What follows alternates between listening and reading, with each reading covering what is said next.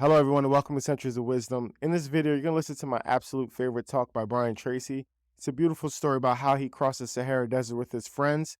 He breaks down the story and connects it to success principles. If you have never heard this speech, I'm very excited for you to listen to this talk. Enjoy. Okay, take it away, Brian. Thank you. I can't tell you how delighted I am to be here. Did you ever stop and ask yourself, why is it that some people are more successful than others? Why is it that some people make more money, live longer, have better relationships, while the great mass of men, as Thoreau said, live lives of quiet desperation? When I was 15, I set out on a lifelong journey to find the answer to that question. Why are some people more successful than others? You see, when I was growing up, my family never seemed to have enough money. My parents grew up during the Depression, and I heard the same things over and over again throughout my childhood. We can't afford it. We can't afford it. We can't afford it. I don't know if you heard that when you were growing up. It seemed to be the national anthem. I was not a great student. I passed out of high school when I was 18. I say passed out because, rather than graduated, because that's what happened. I passed out in the half of the class that made the top half possible. The person in front of me, and there's a lot of people out here in the same half.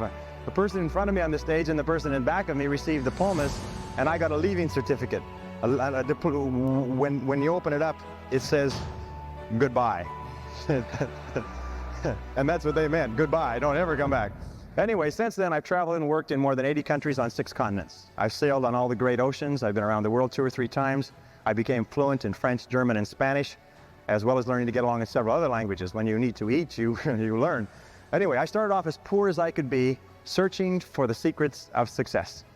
And over the years, I've read and studied for over 30,000 hours in business, economics, psychology, philosophy, religion, metaphysics, and history to find the secrets of success. And I'm happy to say that I eventually found the answers I was looking for. Today, I live in a $1 million house on a golf course in Southern California, and I have business interests in 9 countries. Today, I know and I've proven that success in any field, including this field, is as predictable as the sun rising in the east and setting in the west. And my purpose in speaking with you today is to share with you some of the most important things I've ever learned. However, as Aristotle once said, you can't teach a person something that they don't already know. You're already high achievers and great successes in your careers. You're already the cream of your profession. So many of you already know what we're going to talk about, and the rest of you will recognize these principles as soon as you hear them. About 5 years ago, I met a wise and wealthy man who had spent his entire life studying success, and he'd reached a clear conclusion concerning the reason for success in life and especially in business. He's dead now, but I'll never forget what he told me, because I immediately recognized that he'd put the finger on my reason for success and yours, as we'll talk about in a minute. He said the key to success was to set a goal and then to stay with it until you achieve success in at least one important thing. He said that your subconscious mind will then accept that success experience and store it as a pattern, like a template. And then from then on, your subconscious will drive you and direct you and guide you to repeat the pattern of success in other things that you attempt. Another way of saying it is that nothing succeeds like success. Psychologists have demonstrated that achievement brings you a natural high. Once you've experienced your first great success, then not only are you unconsciously programmed to repeat it, but nothing else will ever give you the same wonderful sense of satisfaction. And all high achievers know that. Anyway, I learned the truth of this idea many years ago when I first started traveling. I spent 8 years traveling around the world. And in many ways, a trip or a journey is a metaphor for life. My first big trip was that, and much, much more. It had such an enormous impact on me that I've never really gotten over it. My whole life has been different as a result of what I call the Sahara crossing.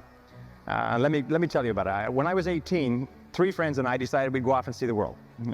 We were well out of high school, and we were laboring in sawmills on the West Coast.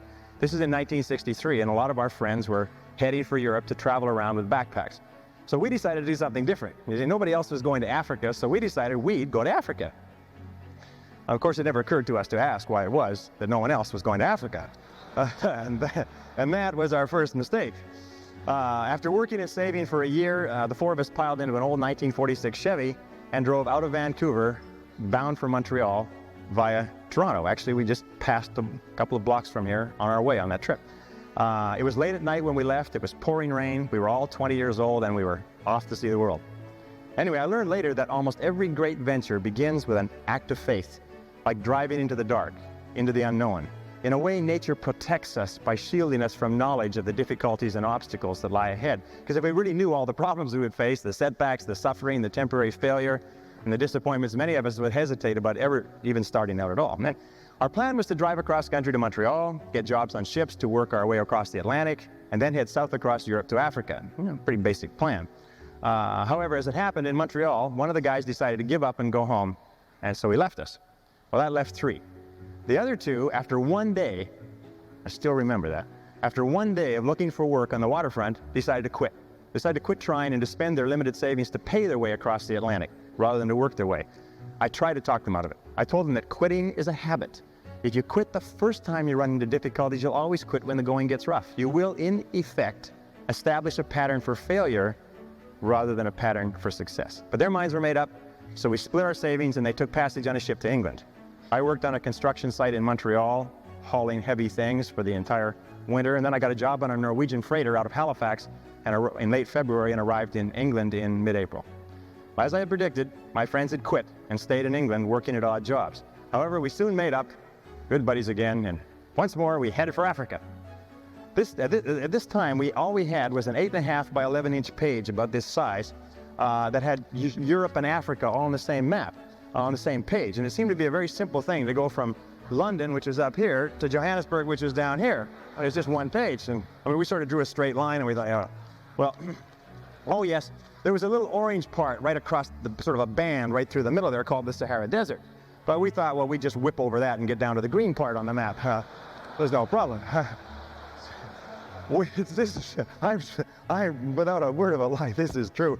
We didn't stop to think that the total distance was about 8,000 miles. See, we were big picture people.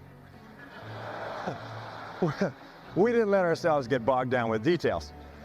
We were young and we hadn't learned that it's the details that get you every single time. So we took a train down to London. There we bought bicycles. See, we never heard of anyone riding from London to Johannesburg on bicycles, so we decided that we would do it first and become famous. That was another mistake.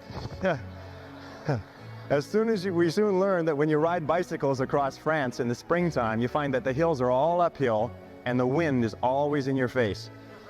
So likewise, I found that when you embark on any new venture, you often find the same thing. Everything seems to go wrong, usually at the worst possible time and in the worst possible and most expensive way, like starting a new business or a new career. Anyway, after 2 weeks of grinding along on bicycles uphill the whole way, which seems like a geographical impossibility, but it's true, we said, the heck with this. We loaded the bikes on a train and we rode across France and Spain to Gibraltar. There we sold the bicycles and bought a Land Rover with our last dollar. We had definitely learned why no one had ever crossed Africa on bicycles. It was darn near impossible to cross France on bicycles. Europe on bicycles. Anyway, so now we had a little problem. We were out of money. We'd exhausted our meager finances buying the Land Rover, and we didn't have enough money for fuel and equipment. So we all sat down. We considered ourselves great writers at that time. We all sat down and wrote letters to everybody that we knew, pleading for money, telling them how desperate our situation was. Sitting here looking across the Straits of Gibraltar to Africa. All we needed was just a little bit of money to get us over there. Anyway, eventually we got a little bit of money here, a little bit of money there, and then we got one big score. I'll never forget this. An uncle of Jeff's that he'd only seen once in his life sent us 100 pounds. 100 pounds at that time was $300, worth more than $1,000 today. And we were ecstatic. We were saved. So this was another lesson. Nobody ever makes it on their own. One of the great lessons of life. We all need help from others to get over the rough spots on the journey of life.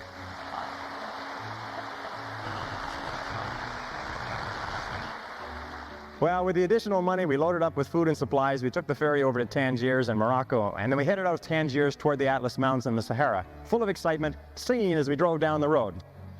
20 miles out, the radiator blew up. The Land Rover had never been driven on the open road. It had spent its whole working life tooling around the narrow streets of Gibraltar, and once on the open road, it began to fall apart. The radiator was just the beginning. Over the next 10 days, the steering rods bent and threw the front wheels out of alignment, so the tires blew one by one. We had trouble with the carburetor and the ignition system. We were so poorly equipped, if you can believe it, we didn't even have a jack or a lug wrench. When we got a flat tire, we got lots of flat tires, we had to sit by the side of the road patiently, sometimes for hours, until somebody came along with the proper tools to help us change the tire. But we pressed on anyway. As we drove deeper into Morocco and over the Atlas Mountains and onto the Sahara escarpment, we entered into a world that had changed very little in 1,000 years. There were long, long stretches of barren country roads and an occasional oasis surrounded by primitive farms, which was irrigated from wells and underground rivers. And that began an experience that I still remember quite clearly, and I think you'll be able to relate to this. By this time, I was speaking French fairly well. we could converse with the natives in the occasional small towns that we passed through. And in one town, early in our slow halting trek across Morocco, someone asked us where we were headed. And we told them that we were going across the Sahara and into Africa. And he said, "Oh no," he said, "you can't do that." He said, "You'll die in the desert." Well, I looked up my dictionary quickly because I didn't understand the expression. Vous allez mourir dans le buste. Vous allez mourir dans le buste. Okay? Vous allez, you will die in the desert. We then began to hear this on a regular basis everywhere we went. We'd stop in a small town and people would bring their friends up to us and introduce us as the young men who were going off to die in the desert.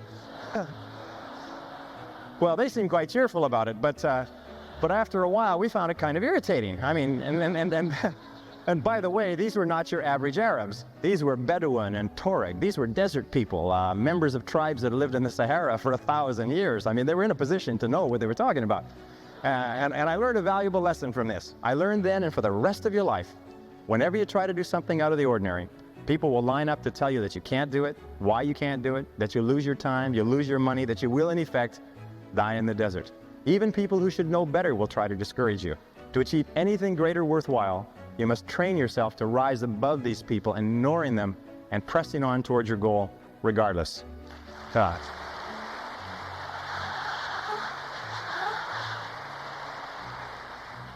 Geez, you're great guys. I love it.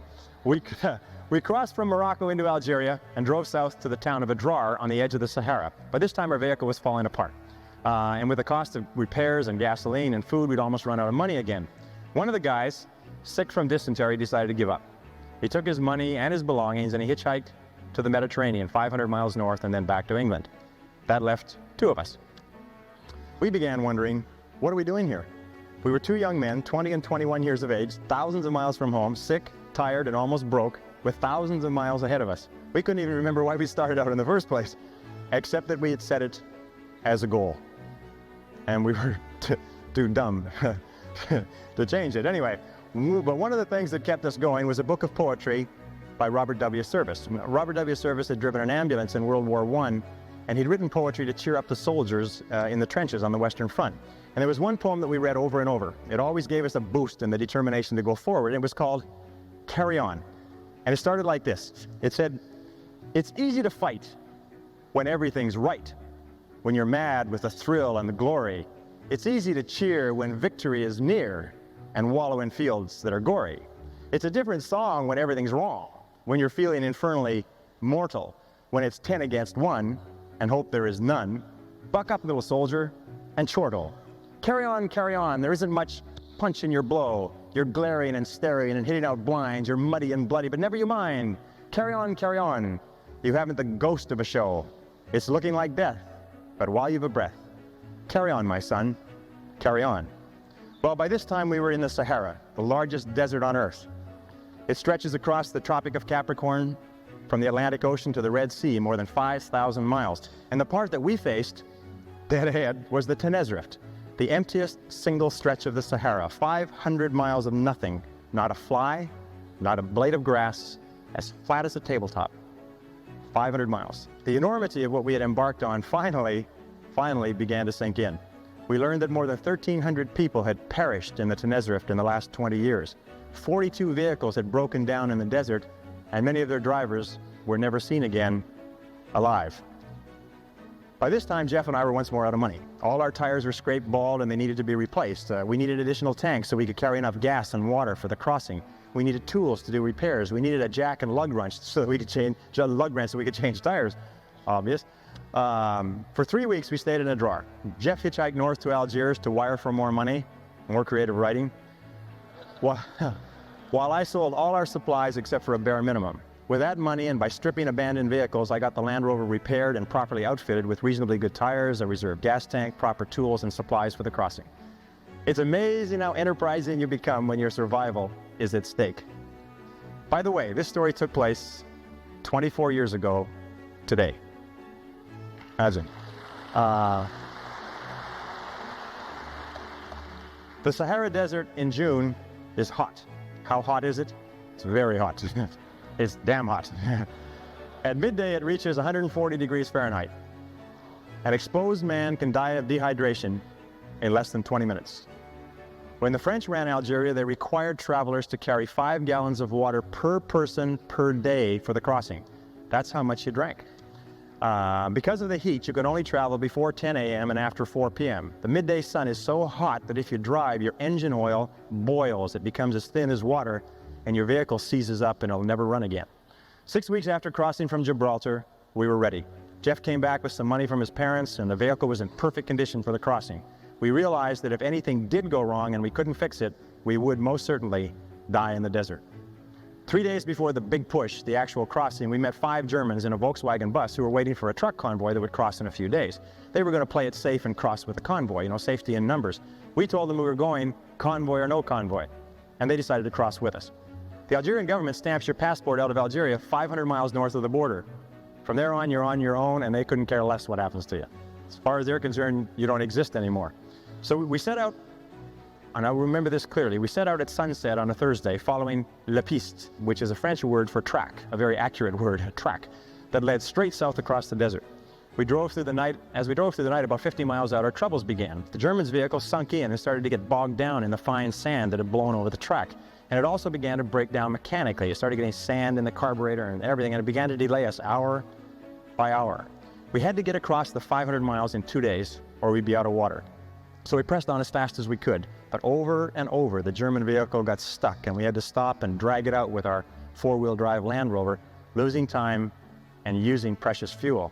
Jeff and I took turns driving the Land Rover while the German vehicle drove parallel with us across the flat wasteland, and we kept ourselves motivated by quoting the poem, "Carry on," back and forth to each other. And the next verse goes like this: "And so in the strife of the battle of life, it's easy to fight when you're winning. It's easy to slave and starve and be brave when the dawn of success is beginning. But the man who can meet despair and defeat with a cheer, there's the man of God's choosing. The man who can fight to heaven's own height is the man who can fight when he's losing. Carry on, things never were looming so black. But show that you haven't a cowardly streak, and though you're unlucky, you never are weak. Carry on, brace up for another attack. It's looking like hell, but you never can tell. Carry on, old man, carry on." By morning,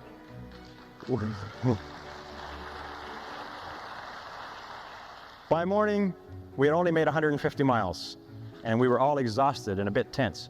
There was an abandoned army fort in the middle of the desert, and we had hoped to shelter there from the midday sun in one of the empty buildings, and now it was too late. The sun had begun its implacable climb up the eastern sky. Still, we hurried on. So fortunately, you couldn't get lost crossing the Sahara in the daytime. The track across the desert is marked by black 55-gallon oil drums located every 5 kilometers, which is exactly the curve of the Earth's surface. You can always, as you drive, you can always see 2 oil barrels, the one you just passed and the one you're heading for. So all you have to do to cross the biggest desert on Earth is to take it 1 oil barrel at a time. Of course, traveling at night, if you wander from La Piste, if you wander from the track, you can get lost in the desert and drive until you run out of gas. And many people have died that way. As we would approach each oil barrel, it was really neat. As we approach each oil barrel, we come to this oil barrel, we just come parallel with it. The next oil barrel would just pop up on the horizon. And as we would pass this oil barrel, the one behind us would fall off the horizon as though it had been shot in a shooting gallery. Really neat. So in the years since then, I found that you can achieve almost any goal you set for yourself if you simply take it 1 oil barrel, 1 step at a time. If you go as far as you can see, you will then see far enough to go further. Now the sun really became the enemy.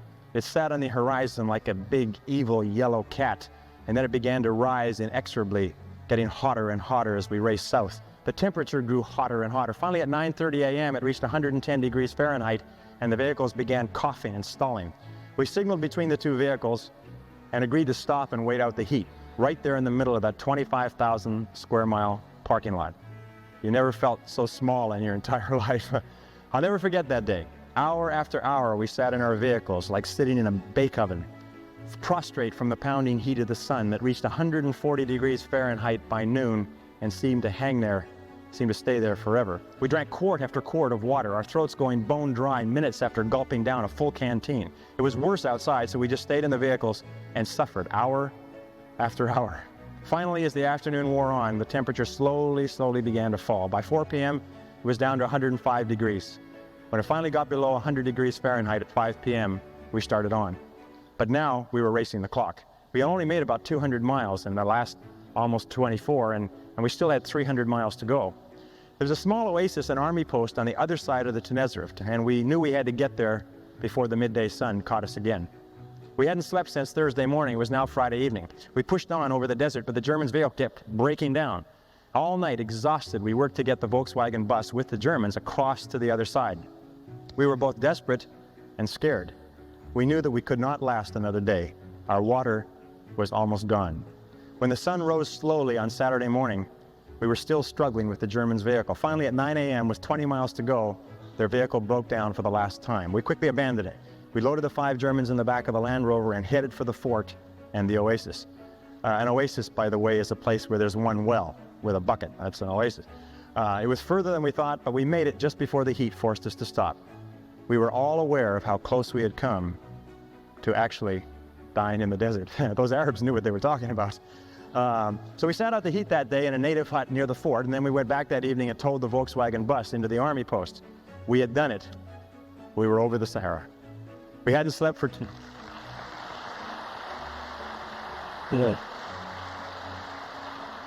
We hadn't slept for 2.5 days, but we had made it. Now, I won't go into the details of what happened on the rest of our trip across Africa, except to say that we did finally get to Johannesburg 2 or 3 months later. I won't trouble you with how we had to cross 2 countries illegally with the police and the army on orders to shoot to kill if they saw us. And I won't go into how we were almost killed under the boots and rifle butts of a mob of soldiers in the Congo. That was another close one. And I won't talk here about the experience of meeting and working with Dr. Albert Schweitzer in his hospital village in Lambrini. No, I'll wrap up this story here by telling you what I learned about life and success in the Sahara crossing. Here are 7 rules you can apply to any challenge that you face in achieving anything you desire. Rule number 1, the most important key to achieving great success is to decide upon your goal and then launch. Get started, take action, do something, move. A 12-year study at Babson College concluded that the act of taking the first step is what separates the losers from the winners, or the winners from the losers. We set out at the age of 20 with $300 each to cross 3 continents and travel 17,000 miles from Vancouver on the west coast to Johannesburg in southern Africa. And we made it in just under 12 months. But the most important step was the first one. All the rest followed from that. Number 2, once you've launched towards your goal, never consider the possibility of failure. The Germans have a saying, it's immer vorne, nie zurück. Immer vorne, nie zurück, and it means always forward, never backward. Always forward, never backward. Never consider the possibility of failure. Every person here is here because they refused to quit when the going got rough. Your ability to persist in the face of setbacks and disappointments is vital to all great achievement, and it's always a decision that you make. It's not the external environment, it's always the internal environment. Number 3, the biggest goal in the world can be accomplished if you just take it 1 oil barrel at a time. Thomas Carlyle once wrote that our great business is not to see what lies dimly at a distance, but to do what lies clearly at hand. The only time you will ever have is now. If you live every day, every hour, the best you can, the rest will take care of itself. As the Bible says, sufficient unto the day are the cares thereof. Number 4, watch out for the naysayers. The negative people around you are always telling you that you'll die in the desert. Get around positive people, get around winners like people in this room. Fly with the eagles and refuse to listen to objections and reasons why you can't succeed. Someone once said that if every possible objection must first be overcome, nothing will ever get done. And truer words were never spoken. Number 5, welcome obstacles and difficulties as valuable and inevitable steps on the ladder of success.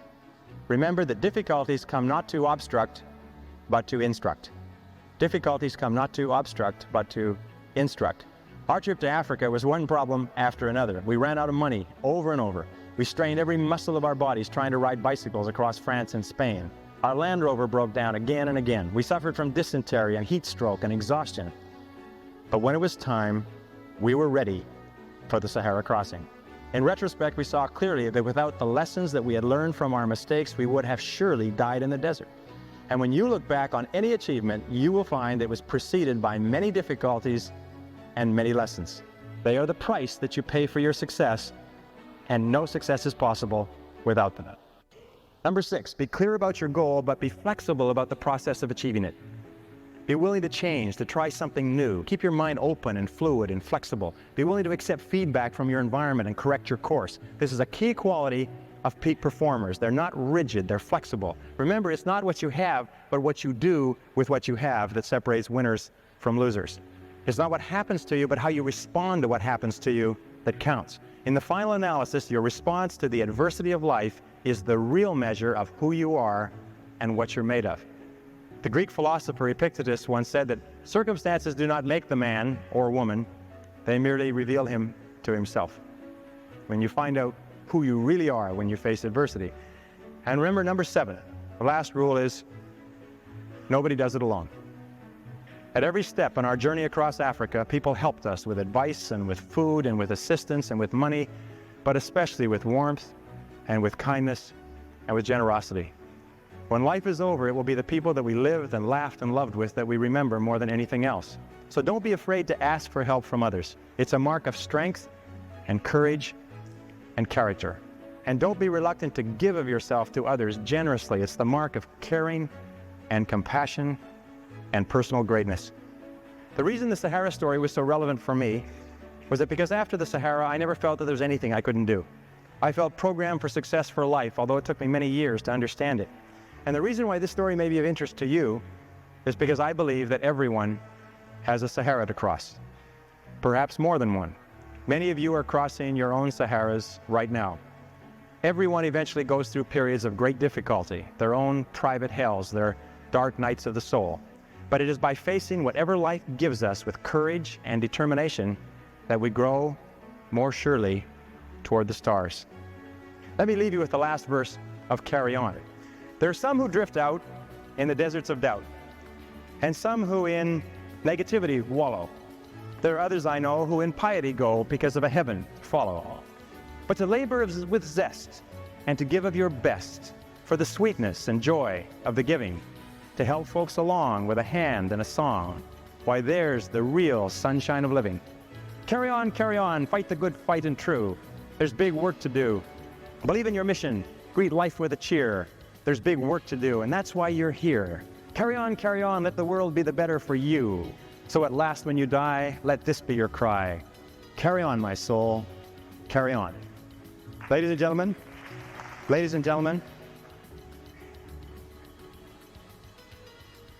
if you will resolve with whatever life hands you to carry on, there is nothing that can stop you from achieving the greatness for which you were created. Thank you. God bless you.